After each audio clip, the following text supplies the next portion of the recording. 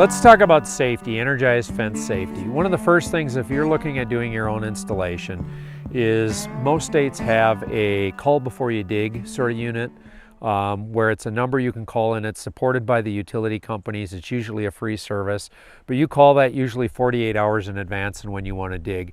Make sure you do that well in advance and show the locator, or make sure it's spelled out to the locator where you're going to be setting these fence posts, because if nothing else, your life is in jeopardy, if not being a huge inconvenience to your neighbors, if not very expensive. You hit a buried electrical line, it may cost you a life. You hit a buried gas line, it might cost you a life. If you hit a buried fiber optic cable, it's going to be a very, very expensive repair. So please call your local underground utility locate request beforehand. In most agricultural areas, we usually, as long as it's an ag fence, we usually don't have problems with permits and ordinances. But as you get closer to some metro areas, that may be an issue. Some townships and municipalities on the outskirts of metro areas require permits and design plans to be approved. Please check with that before you proceed. If you're on an area with a lot of public use, you may want to install energized fence warning signs. The recommendation is usually every 200 feet. If you're along a public bike trail or something like that, or near a public access point, probably not necessarily along a freeway, because people usually aren't stopping there.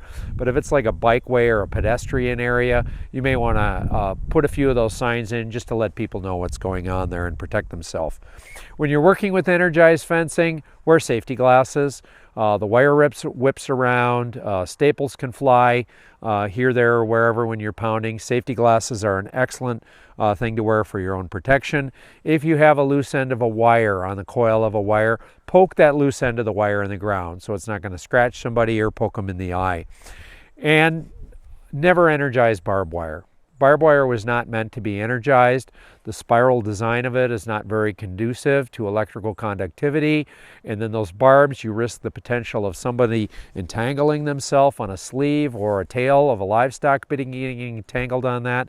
We can have multiple shocks from that energizer that could jeopardize the life of that person or that animal. So we want to avoid that if at all possible. And then do not use more than one energizer on the fence at any one time. If we do that, you're probably going to ruin both energizers. You're not going to increase your voltage. So you dramatically reduce the life of those energizers by doing that. Energized fencers, a lot of people, because there's voltage going through the fence, they're concerned about safety. Modern energized low impedance fencers are designed with a very short duration pulse with a little better than 1 second gap between pulses. The pulse duration is 3/10,000ths of a second. With a little better than 1 second gap between each pulse, that allows everything with a functioning nervous system to be able to retract from that fence in order to get away. So unless they are somehow entangled or restrained, it's not going to be a problem. And thus, we do not recommend energizing barbed wire for the safety reasons.